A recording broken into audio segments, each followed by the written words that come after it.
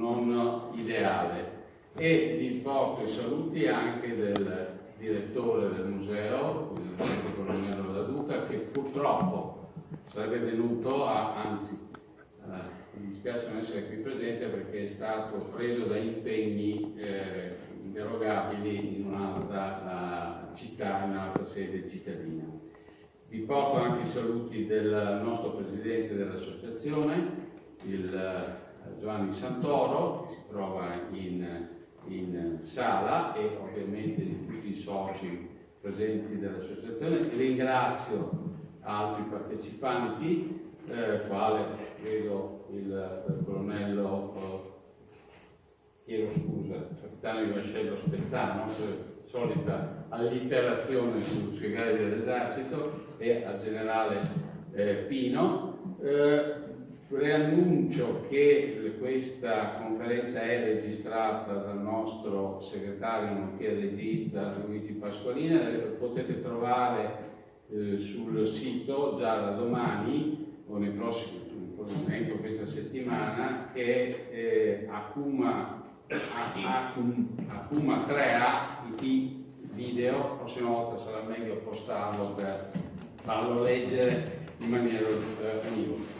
E a questo punto introduco il professor Virgilio Ilari, che ringrazio di aver accettato il nostro invito. Il professor Ilari è uno dei maggiori studiosi italiani di storia militare, anzi direi che è decano, se mi è concesso, riconosciuto a livello internazionale. Mi raccontava che ieri era una conferenza con storici militari inglesi qui vicino, e lo ringrazio ancora per aver accettato il nostro invito e ne siamo estremamente onorati. Due parole, anche se molti di voi già lo conoscono, ma mi sembra doveroso un minimo di presentazione, anche perché questa è la prima volta e speriamo che non sia l'unica che lei possa venire presso di noi. Il professor Ilari è laureato in giurisprudenza all'Università di Roma e subito dopo si dedica allo studio della storia militare antica e approfondisce gli aspetti della storia sempre politica e di difesa dell'istituzione della Repubblica Italiana. Professore di storia del diritto romano presso l'Università di Siena, della Sapienza di Roma in Macerata, e dal 1980 al 2010 è stato docente di storia delle istituzioni militari e dei sistemi di sicurezza all'Università Cattolica del Sacro Cuore di Milano. Ha collaborato, credo che questi siano aspetti interessanti, con l'Ufficio Storico dello Stato Maggiore dell'Esercito e con l'Istituto Affari Internazionali e con varie riviste, fra cui Rivista Militare e citiamo l'Indes. Ma soprattutto credo che sia importante ricordare il fatto di essere stato consulente presso il Centro Militare di Studi Strategici, il CEMIS, che dipendeva, avendo anche collaborato, con il Centro Alti Studi per la Difesa, che è il CAST. Al tempo, lo ricordo, del rinomato e conosciuto generale, quando il generale Carlo Jean era il presidente del CAST.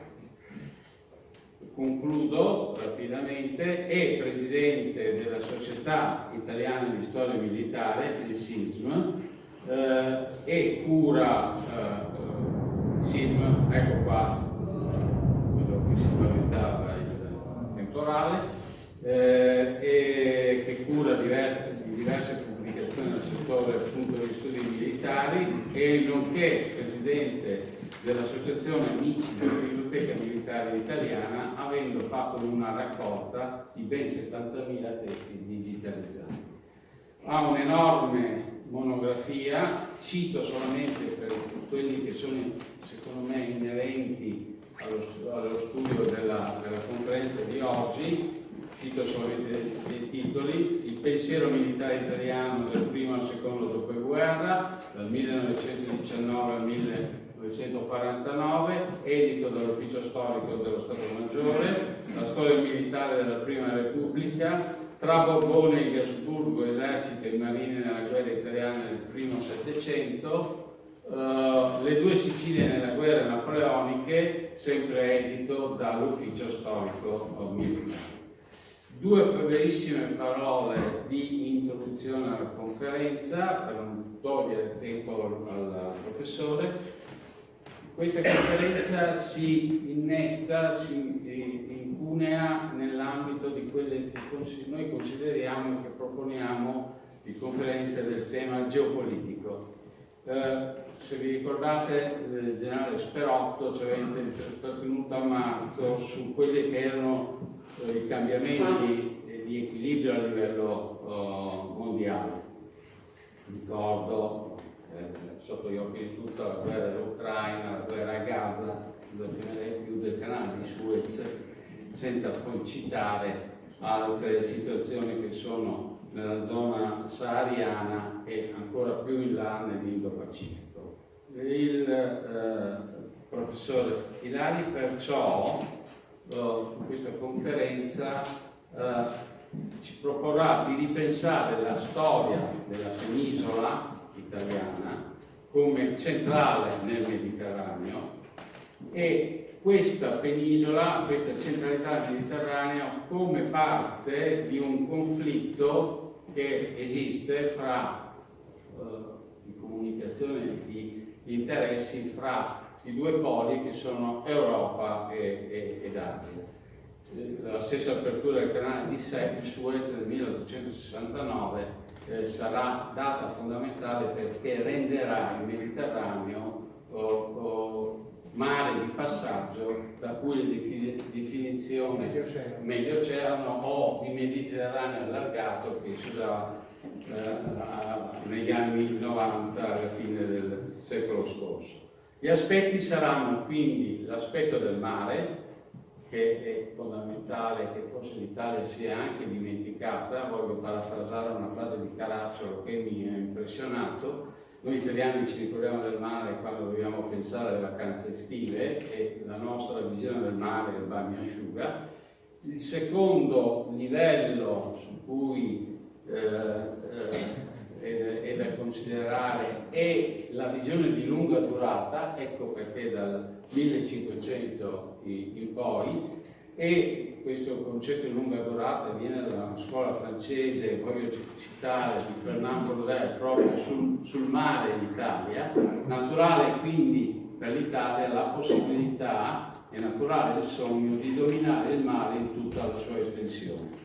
Questa è la visione di Braudel 60 anni fa, forse è stata un attimo persa. E infine si illustrerà quelle che sono una visione forse meno conosciuta di rapporti e di dicotomie e di contrasti fra due Italia, quella tirrenica e quella adriatica. Qui mi fermo, lascio la parola al professor Ilari, grazie e grazie ancora. Grazie. Vengo a fare in piedi. Allora, si sente la voce? C'è bisogno di lo preparo? No. Sì. Ecco, io vorrei essere piuttosto sintetico in modo da lasciare spazio, suscitare un po' di domande e di interagire insieme su questo problema. Io vi chiedo di immaginare il nostro paese non come siamo abituati a pensarlo, quindi come un soggetto politico, ma come una realtà geografica. La penisola italiana è la penisola centrale del Mediterraneo, quella della parte settentrionale. Le altre due, di cui l'Italia è in mezzo, sono la penisola iberica e la penisola balcanica. Queste tre penisole sono state condizionate nella loro storia dalla loro giacitura nel Mediterraneo e in particolare dal fatto che il Mediterraneo è stato, soprattutto negli ultimi secoli, una zona di conflitto fra le potenze europee, tra di loro, quindi tra la Spagna e la Francia, tra la Spagna e l'Inghilterra, tra l'Inghilterra e l'Olanda, e poi successivamente tra l'Inghilterra e la Russia. E questa zona di conflitto ha interessato tutte queste tre penisole. La penisola italiana ha stentato a diventare un soggetto politico unitario perché ha funzionato in vari ruoli strategici. Il più antico è stato quello di essere la porta d'Oriente, cioè la porta delle grandi monarchie spagnola, portoghese, inglese e francese verso l'Asia, verso la parte orientale sia dell'Europa che dell'Asia, e anche ovviamente verso l'Africa, ma prevalentemente la funzione italiana con le repubbliche marinare, non soltanto Venezia ma anche Genova, forse addirittura Genova più di Venezia.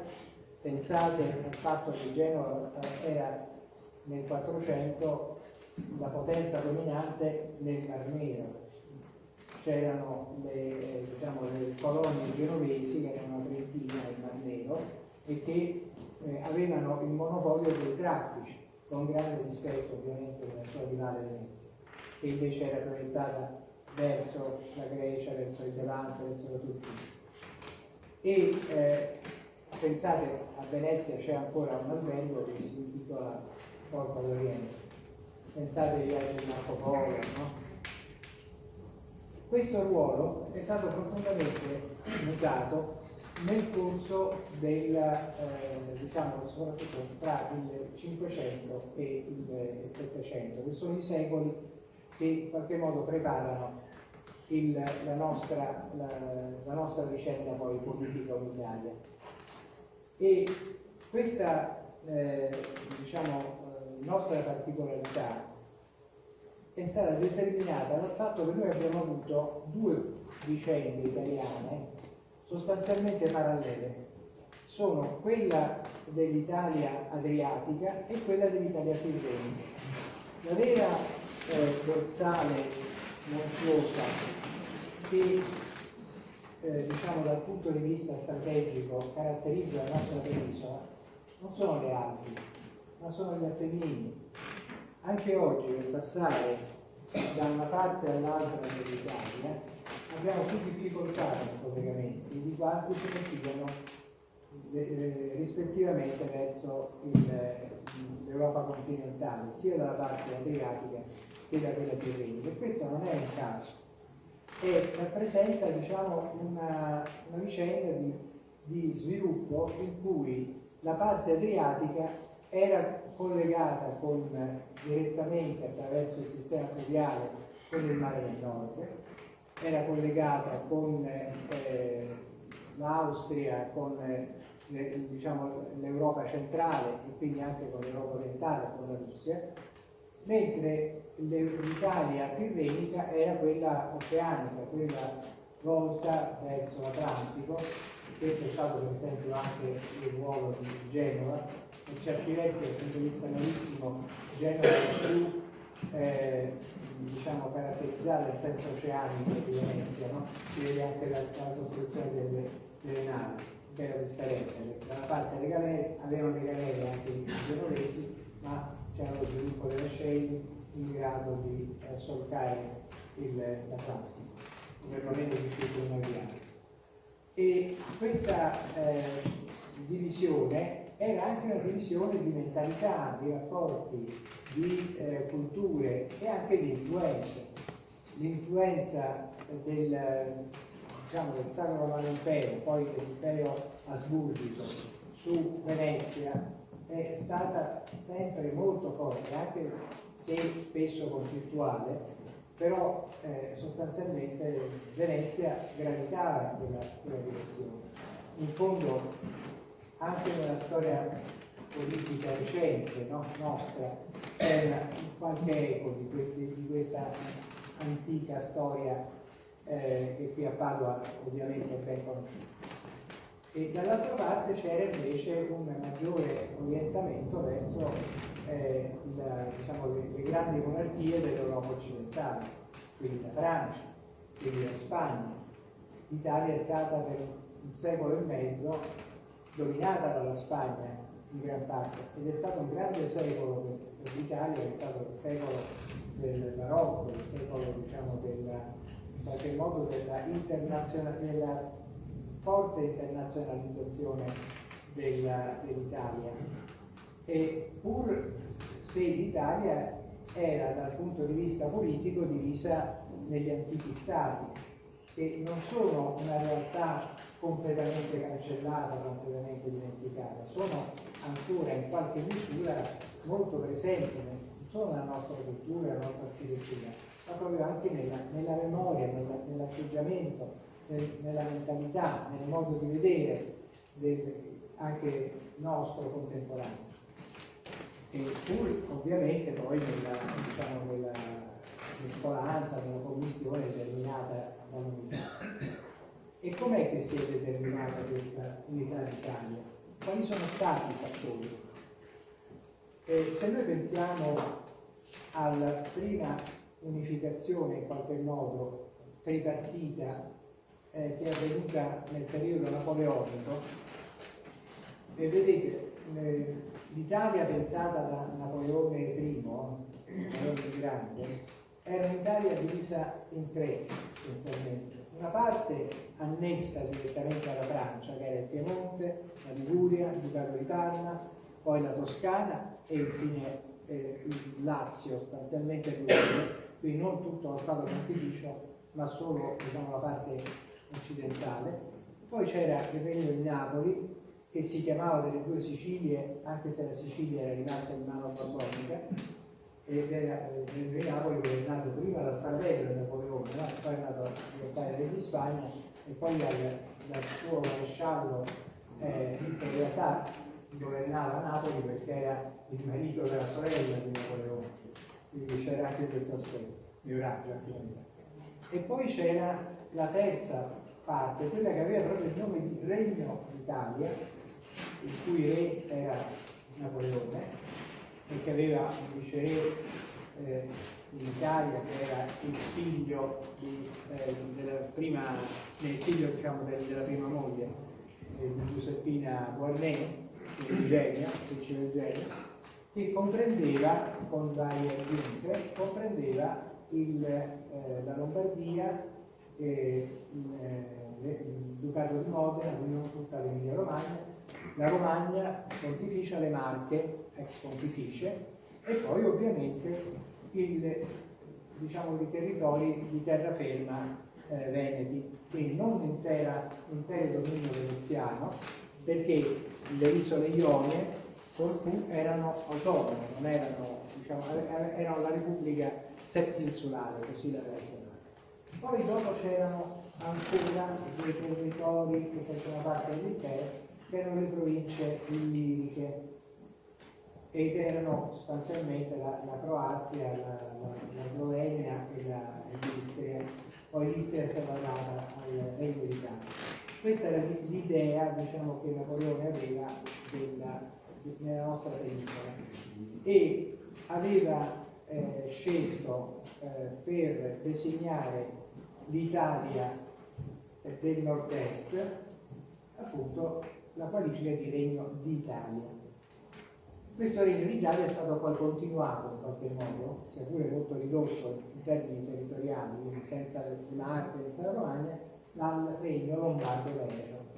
Era sostanzialmente la prosecuzione sotto la corona austriaca dal 1815 al 1848, perché poi ovviamente dopo c'è stata la prima guerra di indipendenza, le cose sono cambiate. Ecco, com'è che ci siamo unificati? La prima guerra di indipendenza, voi sapete, è 1848-49, in un contesto rivoluzionario europeo. Rivoluzione nazionale, rivoluzione socialista e rivoluzione democratica. Da noi molto poco socialista, molto più nazionalista e comunque prevalentemente democratica, quindi in forma repubblicana essenzialmente, sponsorizzata da Lambreno, quello che Sardegna, che storicamente era sempre stato legato in passato all'Austria e poi in questo periodo alla Francia. Quindi abbiamo cominciato a seguire le vicende francesi in questo periodo. Questa prima guerra rivoluzionaria nostra, questa prima guerra di indipendenza, si è conclusa con una schiacciante sconfitta e con un rifiuto da parte della comunità internazionale dei nostri anelli nazionali, a parte diciamo, facendo eccezione con una parte della politica inglese, in particolare Lord Palmerston, che aveva invece appoggiato in funzione ovviamente degli interessi britannici la nostra comunità nazionale. Questa sconfitta diciamo di un modo che partiva da noi, dalle nostre elite culturali, intellettuali, e 10 anni dopo, paradossalmente, questo sogno di unità si è realizzato. Ma perché si è realizzato? Perché e in quale forma si è realizzato? Si è realizzato in una forma in qualche modo di riassetto del sistema internazionale in Europa, e si è realizzato sostanzialmente perché nel frattempo era andata avanti, si era sviluppata la questione d'Oriente, che comincia intorno al 1840 e si sviluppa fino in una prima fase fino alla guerra di Crimea, quindi all'esplodere in maniera violenta, bellica, di una antica rivalità tra l'Inghilterra e la Russia, l'impero zarista.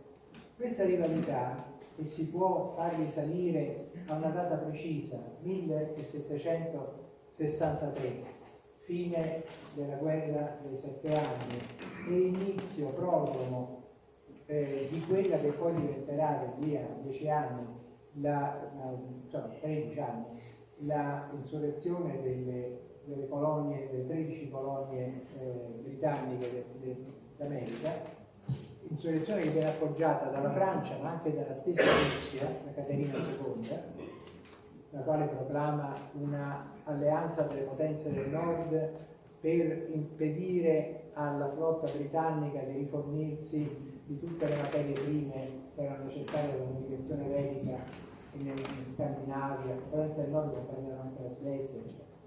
Ora, questo tipo diciamo, di conflittualità esplode e ha ripercussioni sulla penisola italiana. Questo determina sostanzialmente un crollo del sistema politico adriatico e una prevalenza diciamo, dell'Occidente sui nostri destini, che si basa sul fatto che Napoleone III accetta di porre fine alla rivalità anglo-francese e insieme all'Inghilterra di condurre una guerra contro la Russia in una visione che viene vista come una specie di rivincita della guerra del 1812 dello zio, ma in realtà era una guerra di carattere geopolitico il cui problema non era l'Italia direttamente, ma era il controllo dell'Asia centrale e il controllo in prospettiva delle vie di comunicazione verso l'estremo oriente. Perché questo? Perché una iniziativa politica che era stata geopolitica, che era stata pensata da Medici, e cioè la l'apertura, diciamo, grazie ai nuovi mezzi a disposizione a quell'epoca, del mitico canale di Cleopatra che si dice, ma non è certo, diciamo collegasse direttamente il Mediterraneo con il Mar Rosso, era stata successivamente, grazie alla diplomazia e grazie anche ai capitali, quindi agli investimenti, era stata diciamo, presa sostanzialmente dalla Francia E quindi questa iniziativa francese di apertura del canale di Suez aveva bisogno di un controllo della penisola italiana, perché la penisola italiana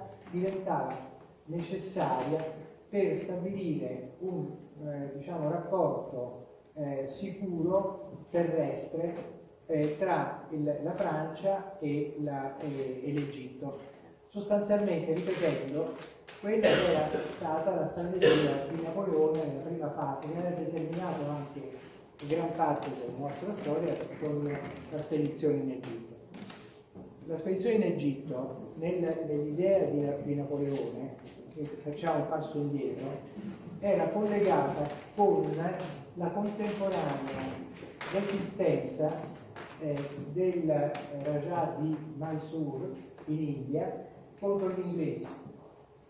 E noi non pensiamo che la battaglia di Seringapatam 1796 è stata in qualche modo determinante anche delle vicende italiane, perché questa battaglia, che è stata, diciamo, ha portato alla sconfitta di questo principe che si opponeva alla dominazione britannica dell'India, era contesa ancora, non era certo completa, ha determinato il fallimento del disegno strategico di Napoleone e quindi anche poi il fatto che lui abbia piantato l'armée d'Orient in Egitto e sia ritornato in Francia a prendere il potere con la di Blumano. Quindi, tornando alla questione dell'importanza che ha avuto l'apertura del canale, c'è stata poi una reazione britannica, perché inizialmente gli inglesi erano molto preoccupati da questa iniziativa francese di apertura, perché gli avrebbe dato alla Francia una grandissima influenza, ma riuscirono, proprio grazie alla forza maggiore che avevano i loro capitali finanziari, la capacità di mobilitare, diciamo, queste risorse, alla fine in qualche modo, e poi soprattutto grazie alla sconfitta francese di Sedan nel 1870, ebbero la possibilità di scippare in qualche modo questa iniziativa alla Francia dell'apertura del canale e di farla propria. Ma nel frattempo si era già sviluppato tutto un progetto di costruzione di ferrovie, in particolare la ferrovia lungo l'Adriatico, che doveva andare, diciamo, dai passi alpini fino a Brindisi, che era il terminale di questa linea, no? E queste ferrovie dovevano essere in qualche modo controllate da un potere pubblico. Questa è stata la ragione principale della fine del Regno delle Due Sicilie, che non a caso era alleato della Russia, insomma, aveva avuto una posizione, diciamo, filorussa durante la guerra di Crimea. C'è un piccolo particolare: una spedizione inglese in Crimea per riprenderla alla Russia si era ventilata già nel 1782, quando la Russia si era definitivamente impadronita della Crimea. E pensate che il re di Sardegna dell'epoca aveva offerto il suo esercito, 25.000 uomini, come forza, diciamo, di manovra per andare a combattere sotto bandiera britannica per riprendere la Crimea. Quindi pensate quanto legame forte c'era storicamente tra l'Inghilterra e gli Stati Uniti. Tutta questa vicenda è semplicemente per dire che noi siamo diventati parte, con l'unità, di quello che io chiamerei il primo Occidente, che è un Occidente non certo quello americano, tutt'altro, un Occidente europeo, il cui cemento era costituito essenzialmente dalla possibilità che l'estremo Occidente, quindi la Francia, ma le isole britanniche, potevano avere di disporre di una linea marittima di collegamento con l'estremo oriente, con l'India e poi da lì ovviamente con la Cina e così via. Tutto questo ha senso, acquista senso se noi contemporaneamente alla nostra storia nazionale studiamo la storia dell'India e studiamo la storia della Cina, perché gli anni della nostra indipendenza e del liberalismo che trionfa nell'Europa continentale sono anche gli stessi anni della grande umiliazione della Cina, che va dalle guerre dell'oppio fino al colpo finale, che è la guerra cino-giapponese istigata dalla Francia, 1895. Ed è proprio nel 1895 che succedono tutta una serie di altri cambiamenti, incluso l'alleanza franco-russa, che per la prima volta rompe l'asse russo-tedesco. Guardate che sono attuali tutti questi temi,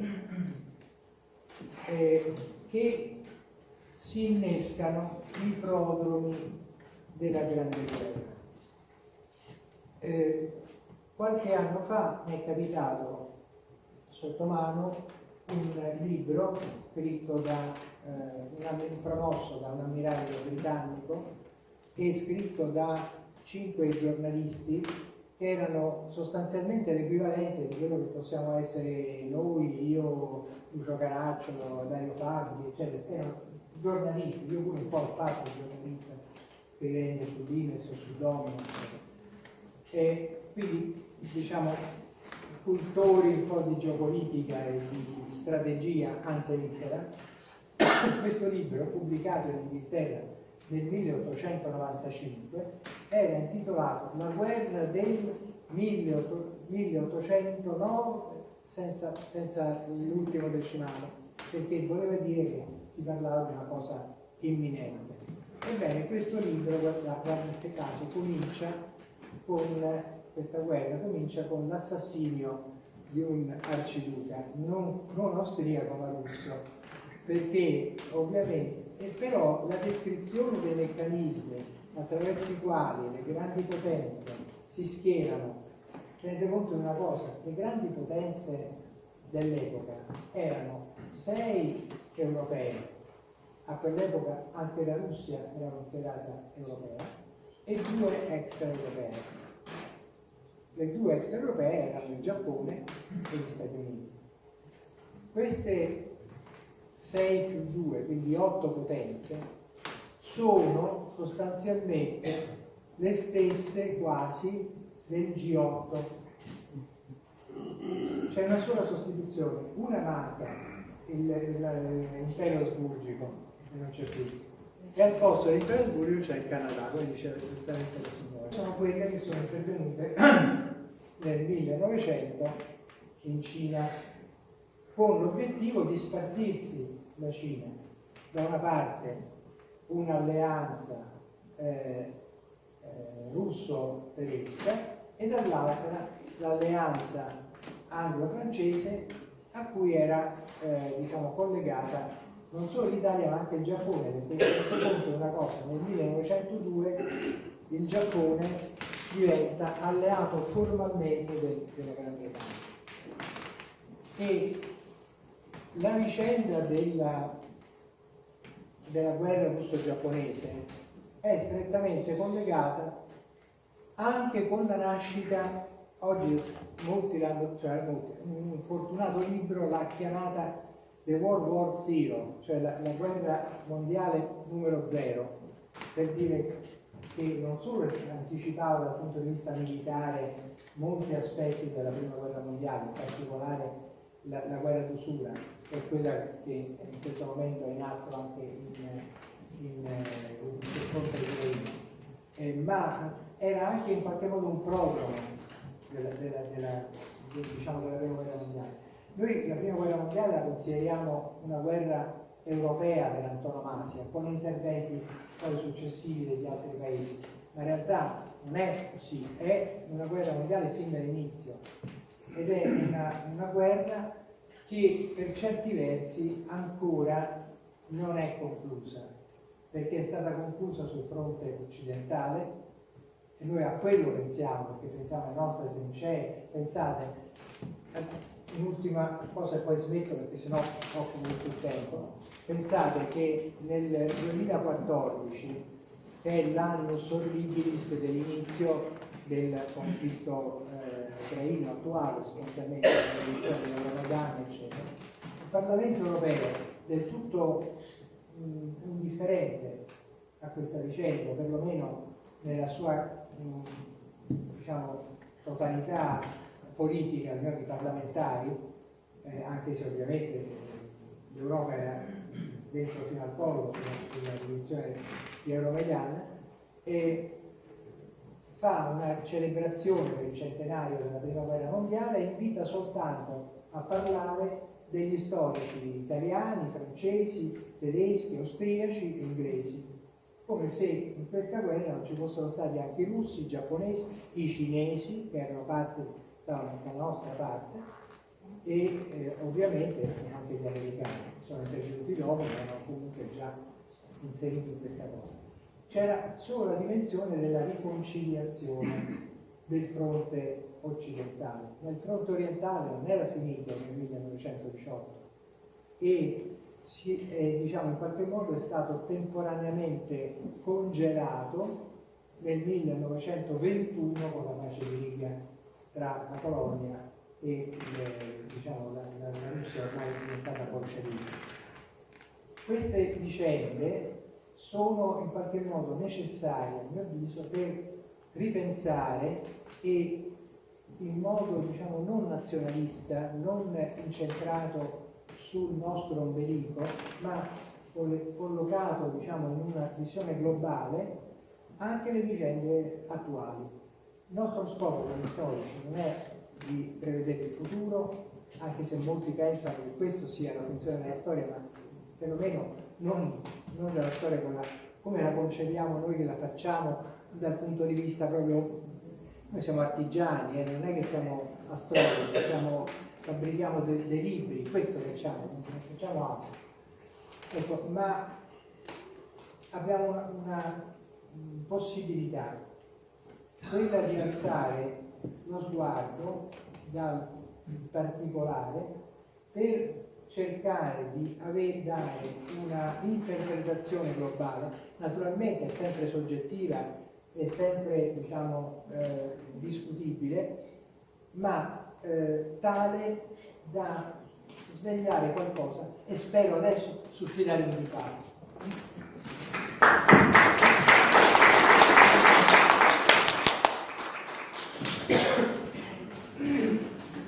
Tanto ringraziamo il professore di questa cavalcata storica che ha saputo in così breve tempo saperci sintetizzare diversi secoli, 4-5 secoli di storia della penisola italiana, ma non solo, ma della realtà europea. Passiamo quindi alla parte delle domande, se ce ne sono da parte del pubblico. Generale, prego. Io mi prenoto un po'. Sì, il pensiero. Abbiamo legato Russia, ovviamente Italia, Europa occidentale, è un legame travagliato. Alla luce di quello che sta succedendo ora, cosa si vede? Si vede un tentativo di avvicinamento, magari rifiutato da voi e quindi per reazione oppure un tentativo di sganciamento per guardare definitivamente verso il Pacifico. Certamente questo è un problema per i russi, per i cinesi e per noi ovviamente, perché una certa corresponsabilità in questo, diciamo, in questa cesura nel rapporto strategico che in qualche modo abbiamo continuato ad avere con la Russia anche dopo la rivoluzione, perché guardate, fino al 1917 la Russia era considerata parte dell'Europa.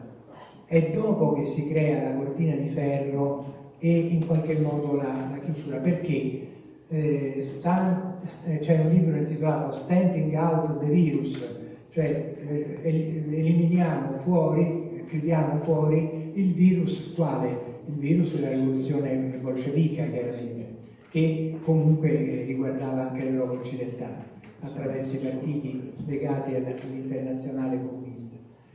Ed è in questa visione anche che poi sono state costituite le alleanze post 1945, perché c'era ovviamente una fortissima componente geopolitica, ma c'era anche una fortissima componente ideologica in questa frattura tra est e ovest. E il fatto, diciamo, dei legami che continuavano comunque a esistere sostanzialmente non solo tra l'Europa e la Russia, ma anche tra l'America e la Russia, e noi eravamo parte di questo, l'Italia, no? L'Italia ha fatto una sua mini Ostpolitik sostanzialmente analoga a quella durante la guerra fredda, sto parlando, analoga a quella della Germania. In qualche modo l'asse russo-tedesco, che andrebbe studiato in tutta la sua storia perché è costellato di aspetti tragici, di guerre reciproche, ma anche di una specie di fatale attrazione, perché diciamo, le capacità industriali e tecnologiche della Germania unite alle risorse diciamo, naturali della Russia sono in qualche modo un attrattore fortissimo dal punto di vista finanziario, commerciale e così via.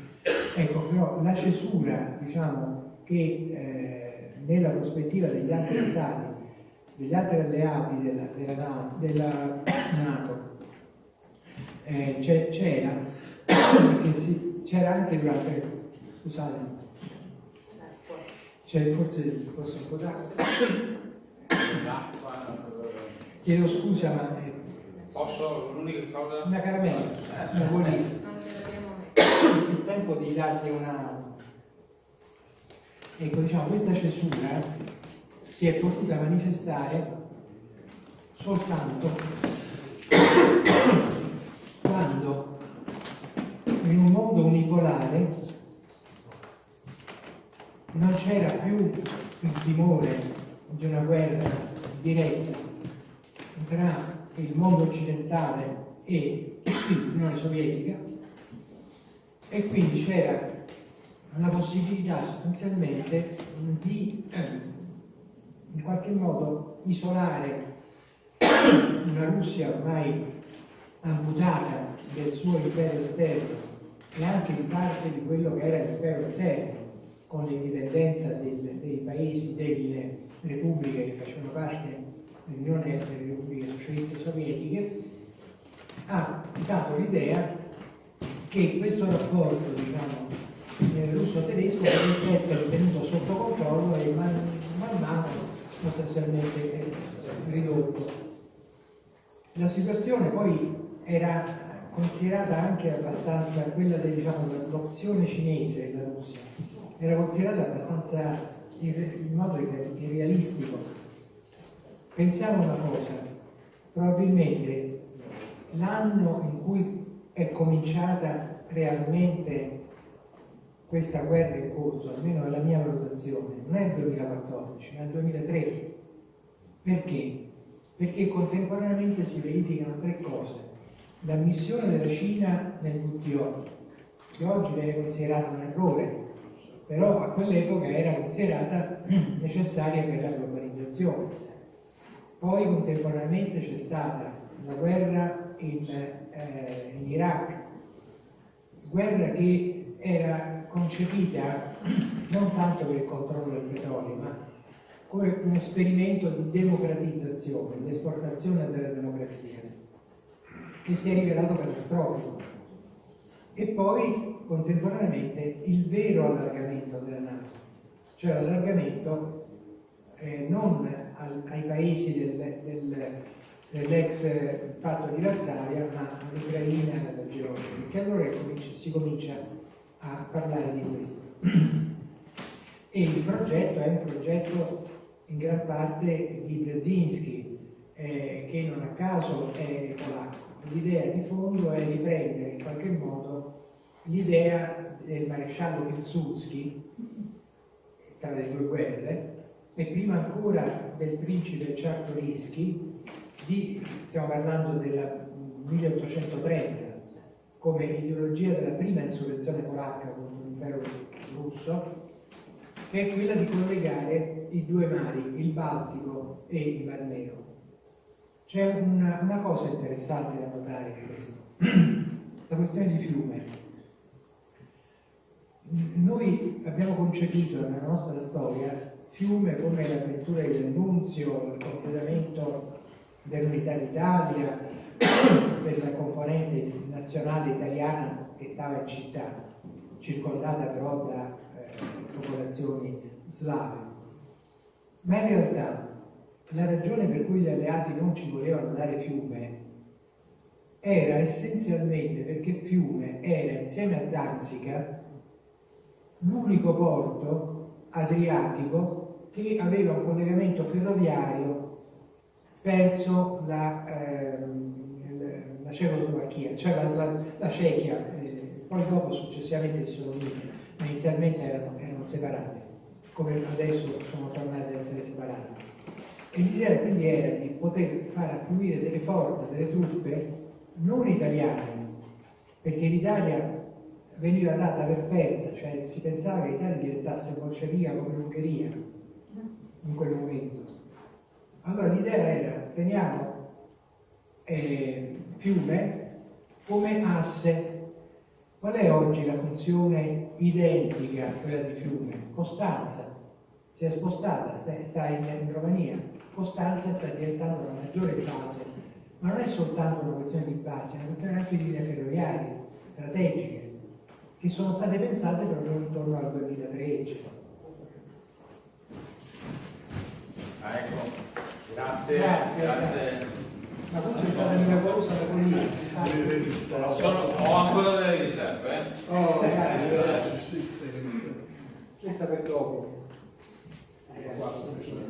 Però dopo le faccio una domanda. Prego. La posto subito. Se non ci sono altri. Allora, professore, io ho fatto un lungo studio sull'ambiente culturale Vieni, e scientifico magari finché sei veneziano, prego. che riguarda la Marina di Venezia, l'Arsenale in particolare. All'epoca, uno studio durato un anno, ho avuto in mano i rotuli di Galileo, sorvegliato a vista, quindi siamo nel Settecento. Nel Settecento viene istituita, scusate perché Avvicina. viene istituita in Italia, la prima cattedra di architettura navale. Certo.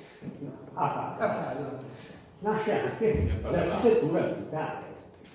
Siamo nel Settecento, circoli culturali tutti barocchi, Joseph Smith, che è l'ambasciatore inglese a Venezia, scambio culturale, siamo nel Settecento e praticamente questi professori, questa elite diciamo veneziana, iniziano gli studi sulle anticaie romane. Quindi vanno a fare dei rilevamenti. Ecco che nasce nel Settecento il concetto di bene artistico, quello che il nostro dopo secoli è diventato il Ministero dei Beni Culturali. Bene, si è tentato nel Settecento di praticamente istituire questa cattedra di architettura navale, perché nell'Arsenale di Venezia c'erano i propri, sì, certo. i primi che lavoravano e loro bene, non si è concluso niente. Le ricerche d'archivio, anche archivio di Stato, sia anche qui all'università, hanno detto che praticamente non c'era scienza, non c'era matematica nella progettazione navale, e quindi c'è il decadimento di Venezia e c'è praticamente anche l'investimento non più nel settore commerciale, ma nel settore terriero, quindi se Palladio costruiscono le Posso righe. chiedere La domanda è questa, cioè praticamente noi abbiamo visto decadere una organizzazione militare, sociale, e la vedremo anche cadere con la nascita del Carnevale di Venezia, perché proprio quell'anno tutti si divertono, non c'è più commercio, non c'è più scienza, non c'è più niente, voglio dire, siamo arrivati anche oggi a questi livelli. Grazie per la risposta. Grazie. Allora, i proti fecero di più che essere contrari all'arrivo degli ingegneri laureati a Padova, addirittura bruciarono i vascelli di Angelo Eno, che è l'ultimo ammiraglio, no, della storia veneziana, impegnato in una serie di operazioni, diciamo, vogliamo chiamarle di peacekeeping, oggi le short of war, no? Contro Tunisi, contro i pirati, cioè i corsari barbaristi, non pirati, per essere esatti.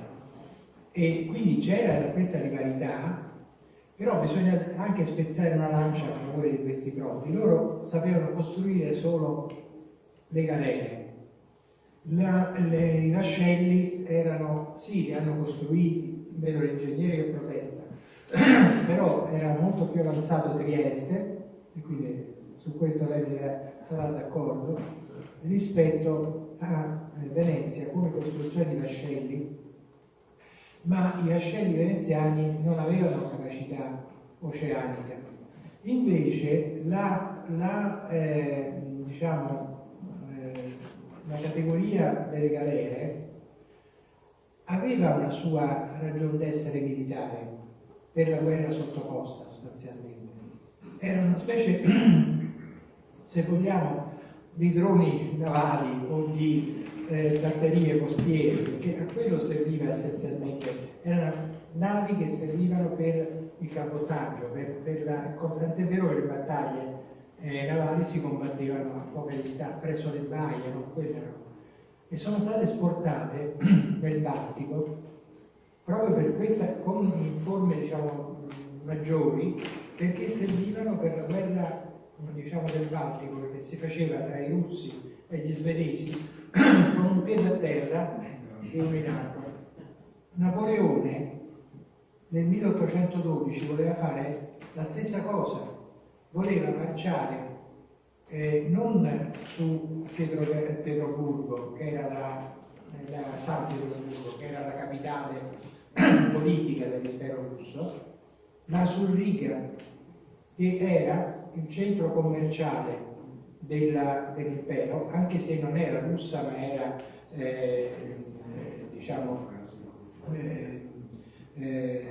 estone, perché pensava: se io assedio Riga e riesco a prenderla, riesco a sostanzialmente convincere lo zar e l'aristocrazia a capitolare, e quindi la guerra finisce il padre patrono. Non potette farlo perché lui voleva usare in questo scopo le 3.000 cannoniere che aveva costruito sulla Manica per l'invasione dell'Inghilterra, facendole affluire lungo il canale di Kiel e portarle nel Baltico. Ma il piccolo particolare era che in quel momento l'Inghilterra era in guerra con la Russia, ed era in guerra perché la Russia, sconfitta a Tilsit, si era poi alleata con Napoleone e aveva accettato il blocco continentale. La presenza dei vascelli inglesi impedì a Napoleone di far uscire queste cannoniere, perché le avrebbero segate. Ma queste 3.000 cannoniere lui voleva fargli risalire i fiumi da Daugava, Lina, no? E tutti gli altri fiumi perpendicolari al Baltico, per creare una specie di cintura di fuoco fino a 150 km risalendo i fiumi, e questo avrebbe dato alla Grande Armée la possibilità di avanzare coperta. Le cose sono andate diversamente, è inutile adesso vedere qual è il motivo per cui andare diversamente, ma per rispondere alla domanda che è stata fatta, lei era pertinente e intelligente perché ha suscitato uno dei tanti problemi dei condizionamenti tecnologici e anche culturali che hanno in qualche modo condizionato e frenato la nostra. Però allora, questo dobbiamo dirlo, uno dei vantaggi che ebbe la marina veneziana nel costruire i vascelli fu che riuscì a metà del Settecento a impadronirsi, corrompendo ovviamente, dei segreti per la ramatura degli scafi che erano stati inventati, era un sistema inventato dagli inglesi per impedire alle come si chiamano che erano quelle che bucavano gli scafi e costringevano periodicamente a rovesciare le chiglie per diciamo incatramarle, no? Cercare di curare queste cose per ammazzare i termini. Prego. Vedo intorno. Non so se è Devo cambiare adesso, passare invece alla qualità, sempre con uno sguardo indietro. La situazione geopolitica attuale è in rapido deterioramento, un po' in tutti i settori. La Russia continua a condurre la sua guerra o operazione speciale, come la chiama il suo autocrate, in Ucraina, e sostanzialmente piano piano questa guerra si avvicina a quello che è l'obiettivo che si è prefisso Putin. Adesso l'Occidente continua a fare, diciamo, a dare supporto all'Ucraina facendo una guerra stando comunque seduti in poltrona. Adesso l'impero russo, l'Unione Sovietica e attualmente la Federazione Russa sono sempre state costituite da una popolazione che è abituata da sempre, suo malgrado ovviamente, alla sofferenza. Adesso io mi domando, al di là dei nostri eserciti professionali che abbiamo, che sono sicuramente avanzati e preparati, ma la popolazione occidentale sarebbe pronta mentalmente a un conflitto? Beh, guardi, questo credo che sia la domanda delle domande. Non è che diciamo è un'opinione mia, è un'opinione che viene sostanzialmente condivisa un po' da tutti, anche proprio dai governi. Cioè, se noi vediamo, adesso oggi qui a Padova si parlava del Giro d'Italia, insomma, non c'era certo un clima guerriero, la guerra viene considerata una cosa lontana. Negli Stati Uniti il problema sono le elezioni, ma non è che semmai se si parla di una guerra in questo momento nei campus universitari è la guerra di Gaza, non è la guerra in Ucraina. E poi c'è un aspetto che lei, militare, conosce benissimo, sa bene che il problema della nostra industria militare è che è costruita con un modello privatistico essenzialmente. Sì, c'è diciamo una forte componente pubblica, ma non sto parlando dell'Italia, ma in generale dell'Occidente, in cui chiaramente gli investimenti in questo settore necessitano di avere una continuità, un supporto, cioè è molto difficile mobilitare senza, è stato difficile anche nella prima guerra mondiale, diciamo creare diciamo mettere insieme tutto lo sforzo finanziario necessario per programmare una produzione di tipo bellico nell'incertezza poi della possibilità di continuarla. Aggiungiamo un'altra cosa, noi abbiamo, almeno parlo da profano, ho avuto l'impressione che abbiamo sempre avuto una tendenza a superare noi stessi, cioè a avere sistemi d'arma sempre più avanzati, sempre migliori, ma puntando sulla qualità e non sulla quantità, e poi sempre diciamo, con l'idea che il pezzo, diciamo, l'arma dovesse essere usata per brevi periodi di tempo, quindi risparmiando sul munizionamento, che si sta rivelando esattamente come è avvenuto durante la prima e la seconda guerra mondiale come elemento condizionante. È chiaro che in Russia, essendoci un sistema comunque autocratico e non certo basato certo ci stanno anche lì le imprese private, non è così lontano dal nostro dal punto di vista della struttura capitalistica, ma c'è una maggiore capacità del governo di imporre determinate scelte e di, non essendoci sostanzialmente una vera opposizione, una vera dinamica politica, di destinare rapidamente delle risorse alla produzione militare, cosa che è avvenuta, sta avvenendo in Cina, e adesso paradossalmente noi andiamo a prendere le munizioni per l'Ucraina in Corea del Sud. Perché? Perché la Corea del Sud ha dovuto confrontarsi con un esercito di artiglieria che era quello della Corea del Nord, e quindi è stata costretta in qualche modo nel corso degli anni a dotarsi di un esterno, che adesso però sta utilizzando lì. E poi c'è la contemporaneità del conflitto con Gaza. Io non vorrei, certamente le date che sono a poco, ma il 7 ottobre, che è la data dell'anno scorso, che è la data dell'orribile attacco di Hamas, è la stessa data in cui l'esercito russo è passato al contrattacco e alla controffensiva, in Ucraina. Immagino che sia una coincidenza, ma i due fronti storicamente sono stati sempre strettamente legati, anche durante la prima guerra mondiale. Il fronte mediorientale e il fronte nostro, quello balcanico orientale, erano, pensate, e qui abbiamo uno specialista di questa cosa, purtroppo non c'è presente Paolo Gonzago, lui ha scritto proprio su questo.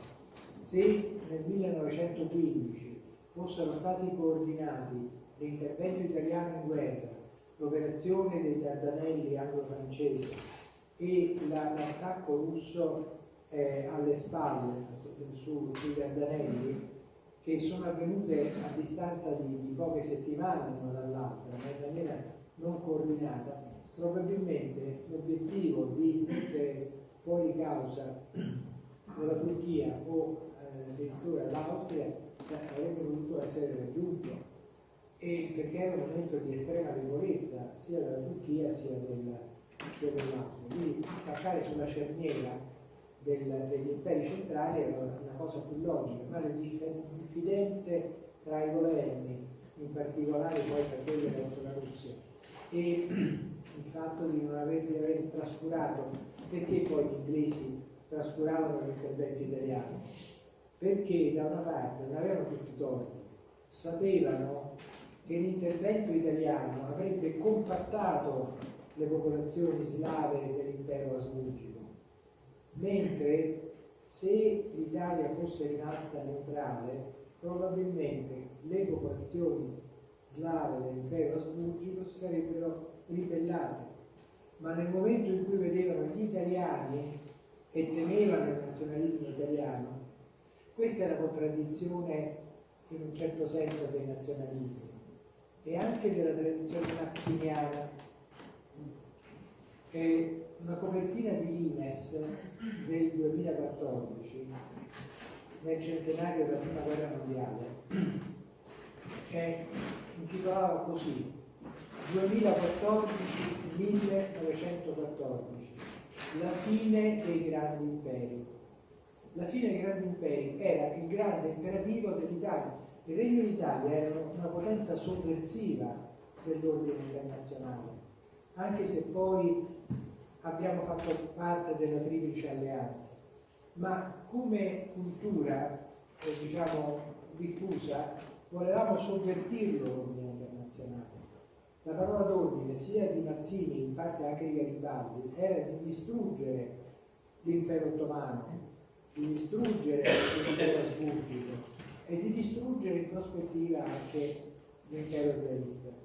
c'è una cosa interessante che ha tirato fuori Luciano Canfora come storico, non sto parlando di Luciano Canfora come diciamo di attualità politica.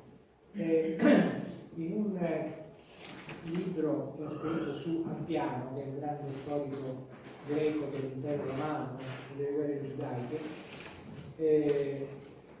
questo libro lui ricorda che Marx stava leggendo Appiano con grande interesse proprio nel 1864, che è l'anno in cui Garibaldi va a Londra dopo lo Aspromonte, 2 anni, era appena convalescente dalla ferita grave che aveva avuto al piede, e viene ricevuto da una folla oceanica. Si calcola che 500.000 non solo di londinesi ma anche di altri diciamo inglesi venuti da fuori lo abbia acclamato, e viene considerata la manifestazione di massa più grande di tutto l'Ottocento. Non so fino a che punto sia vero, però effettivamente fu una cosa grandiosa.